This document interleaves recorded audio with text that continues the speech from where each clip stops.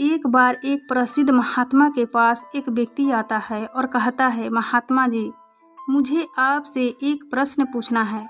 तो महात्मा ने कहा, पूछो, क्या प्रश्न पूछना चाहते हो? उस व्यक्ति ने कहा, हम सभी लोगों के पास 2 हाथ, 2 पैर, एक दिमाग और 24 घंटे का समय होता है, लेकिन कुछ थोड़े से लोग बहुत ज़्यादा सफल हो जाते हैं। सभी लोग उन्हें इज्जत करते हैं और उनसे दोस्ती करना चाहते हैं, उनके साथ समय बिताना चाहते हैं, लेकिन ज़्यादातर लोग सिर्फ सफलता के चाहत लिए और एक समान सा जीवन जीकर इस दुनिया को अलविदा बोल देते हैं। आखिर ऐसा क्यों होता है? क्या फ़र्क है ये दोनों प्रकार के लोगों में?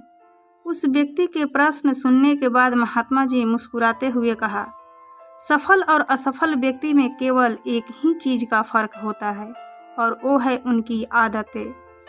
तुम हर रोज़ क्या चुनते हो, इसी से निश्चित होता है कि तुम क्या बनोगे। अगर तुम आराम, आलस्य और छोटे मोटे कामों को चुनते हो तो तुम्हें असफलता निश्चित है, लेकिन अगर तुम हर रोज़ मेहनत, लगन, अनुशासन, चुनौती और मुश्किल कामों को चुनते हो तो तुम्हारी सफलता भी निश्चित है।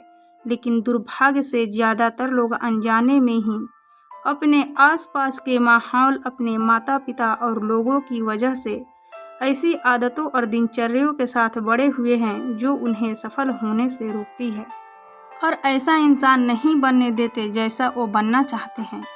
ज़्यादातर लोग सिर्फ खाने, पहनने, घूमने फिरने, छोटे मोटे काम करने और मर जाने तक के बारे में ही सोच पाते हैं, क्योंकि वो लोगों को यही सब करते देखते बड़े हुए हैं। तो ऐसे लोगों की ज़िंदगी में चमत्कारी बदलाव केवल तभी आ सकती है जब वह अपनी सोच, दिनचर्या और रोज़ की आदतों में बदलाव लाएंगे।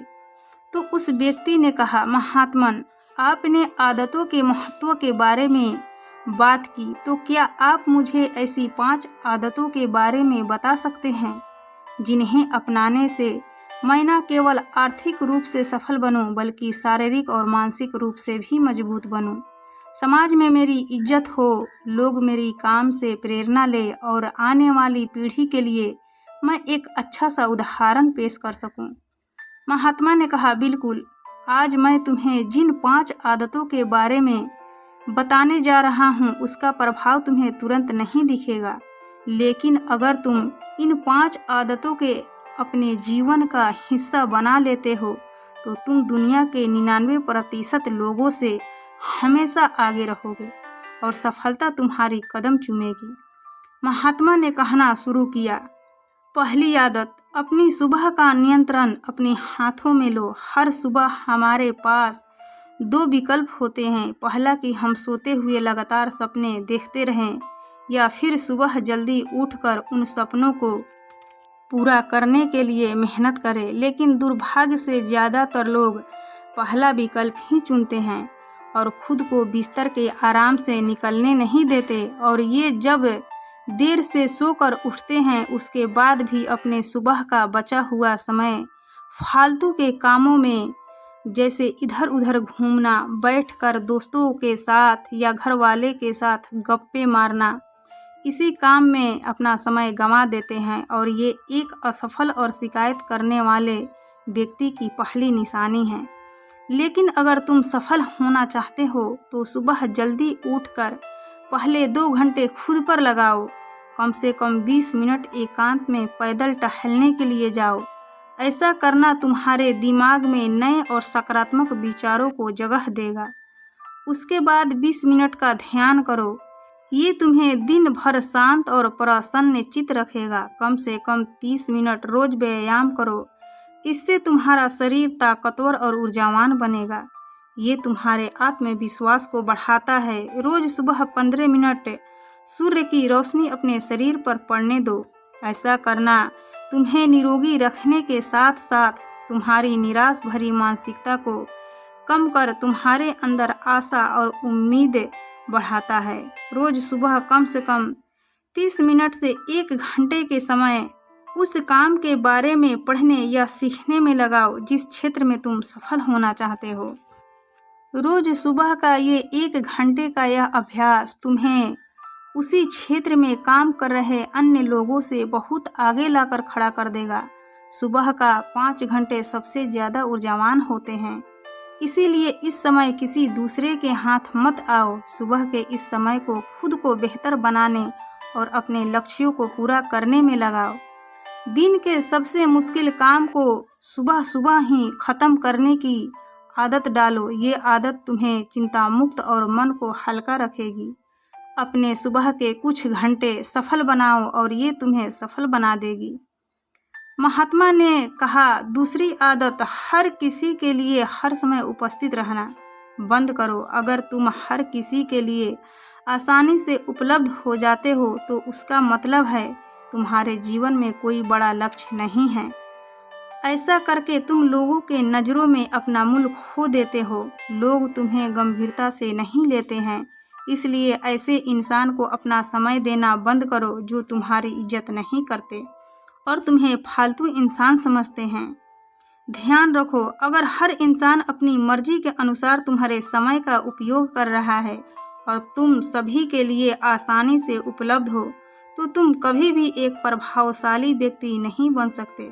तुम्हारी इस कमी के वजह से लोग तुम्हारे अच्छाइयों पर भी ध्यान नहीं देंगे और तुम्हें हल्के में लेंगे। लेकिन इसके जगह अगर तुम समझदारी के साथ अपना समय का सही उपयोग करके अपने लक्ष्य के तरफ बढ़ते रहोगे तो लोग तुम्हें इज्जत भी करेंगे और तुमसे प्रेरणा भी लेंगे। ध्यान रखो, सूरज की अनुपस्थिति में ही लोग उसके कीमत को जान पाते हैं। जितने लंबे समय तक बरसात के बादल रहेंगे उतनी ही ज़्यादा लोगों के अंदर सूरज को देखने की चाहत बढ़ेगी। गर्मी में ज़्यादा धूप के कारण लोग जिस धूप को नापसंद करते हैं, वहीं सर्दी और बरसात में लोग उसी सूरज का इंतज़ार करते हैं। लेकिन तुम्हें सिर्फ लोगों को दिखाने के लिए अपनी उपस्थिति कम नहीं करना है, बल्कि तुम्हें कम उपस्थित रहना है, क्योंकि तुम अपनी समय का कद्र करते हो और तुम अपने काम को लेकर गंभीर हो। महात्मा ने आगे कहा, तीसरी आदत, जल्दी कोई निर्णय लेना सीखो। कमज़ोर विचारों वाले लोग हर निर्णय को लेने के लिए बहुत ज़्यादा समय लगा देते हैं, लेकिन जो उच्च प्रदर्शन करने वाले लोग होते हैं वह जल्दी निर्णय करते हैं और अपने काम पर लग जाते हैं। जल्दी निर्णय लेने वाला इंसान देर से निर्णय लेने वाले इंसान से हमेशा 2 कदम आगे रहता है, क्योंकि देर से निर्णय लेने वाला इंसान जब तक सोचेगा और हर संभावित विकल्प के बारे में विचार करेगा तब तक एक निर्णायक व्यक्ति निर्णय लेकर काम शुरू कर चुका होगा और ज़रूरत पड़ने पर खुद को या फिर अपने योजना को बदल भी चुका होगा। इसलिए निर्णायक बनो। तुरंत निर्णय लेने के काबिलियत होना एक बहुत बड़ी ताकत है। बिना ये जाने जो मैं ये निर्णय ले रहा हूँ वह 100% सही है या नहीं। मुश्किल समय में ऐसे निर्णय लेने के लिए बहुत ही आत्मविश्वास और हिम्मत की ज़रूरत पड़ती है। लेकिन जल्दी निर्णय लेने का फ़ायदा यह है कि किसी भी समय ज़रूरत पड़ने पर हम बदलाव कर सकते हैं। अक्सर लोग ये कहते हैं कि जानकारी एक ताकत है, लेकिन ये हर समय ये सही नहीं है। ज़्यादा जानकारी तुम्हें नुकसान या हानि पहुंचा सकती है। अगर तुम अपना बहुत ज़्यादा समय जानकारी इकट्ठा करने, सोचने और योजना बनाने में लगा रहे हो तो इसका मतलब है कि तुम सबसे कम समय तुम उस काम को करने में लगाने वाले हो। इसीलिए किसी भी काम के बारे में ज़्यादा जानकारी इकट्ठा करने की आवश्यकता नहीं है। कुछ समय लेकर ठीक से समझ लो, लेकिन जब एक बार निर्णय ले लिया तब उसी के साथ चिपके रहो जब तक कि उसे बदलना बहुत ही ज़रूरी ना हो जाए।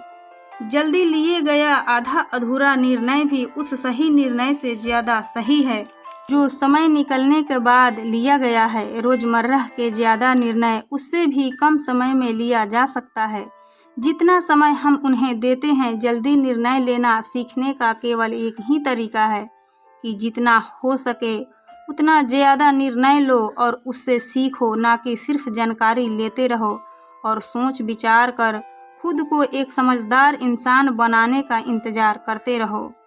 चौथी आदत, सही त्याग करना सीखो। तुम चाहो या ना चाहो तुम्हें हमेशा किसी ना किसी चीज़ का त्याग करना ही होगा। अगर तुम अपने लक्ष्य के लिए त्याग नहीं करते हो तो तुम्हें अपने लक्ष्य का त्याग करना पड़ेगा।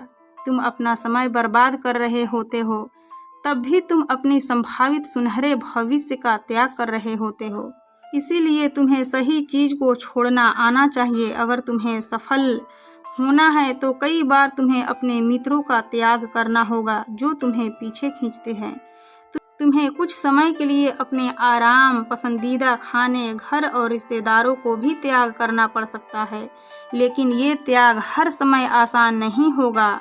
खासकर जब तुम जवान होगे तो तुम्हें लगता है कि मैं अपनी आराम और खुशी को क्यों छोड़ूं, लेकिन सच्चाई यही है कि तुम्हें अपने आज के आराम और खुशी से आगे कुछ नहीं मिलने वाला है सिवाय दुख और पश्चाताप के। लेकिन इसका मतलब ये नहीं है कि तुम्हें हमेशा ही त्याग करना पड़ेगा और तुम्हारा पूरा जीवन निराश हो जाएगा। ये त्याग सिर्फ कुछ समय के लिए है, लेकिन एक बार तुम सफल हो जाओगे तो तुम्हें उतने त्याग नहीं करने पड़ेंगे जितने तुम्हें आज करने पड़ रहे हैं।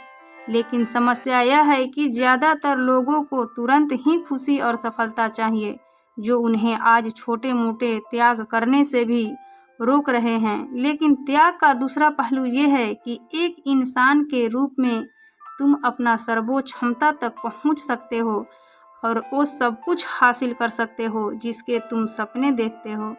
इसीलिए सही चीज़ों को त्याग करना चाहिए। महात्मा ने आगे कहा, 5वीं आदत, अनुशासित रहो। जितना भी बातें मैंने अभी तक बताई है वो सब बेकार की बातें हैं अगर तुम्हारे अंदर अनुशासन नहीं है। हर इंसान अनुशासन के महत्व को तो जानता है, लेकिन वह फिर भी अनुशासित नहीं रह पाता। अनुशासन की बातें करना और इसे जीवन में उतारना दोनों बिल्कुल अलग बात है, लेकिन एक अनुशासित जीवन जीना इतना भी मुश्किल नहीं है जितना ये लगता है। अगर तुम खुद के प्रति ईमानदार हो तो ये बहुत आसान है। तुम हर रोज़ वह काम करना शुरू कर दो जो तुम्हें लगता है कि करना चाहिए, फिर चाहे वह तुम्हें करने का मन कर रहा हो या ना कर रहा हो। शुरुआत अपना बिस्तर से करो। सुबह जैसे ही नींद खुले आलसियों की तरह पड़े रहने के बजाय तुरंत बिस्तर छोड़ दो। कसरत करो, स्नान करो, ध्यान करो, फिर अपना सबसे ज़्यादा ज़रूरी काम करो। अनुशासन हमें हमारे लक्ष्य के ओर केंद्रित रखता है। हमारा खुद पर नियंत्रण बढ़ता है। हम विपरीत परिस्थिति में भी खुद को शांत रख सकते हैं। अनुशासन एक धागे की तरह होता है, जितनी बार लपटोगे उतना ही मजबूत होता चला जाएगा।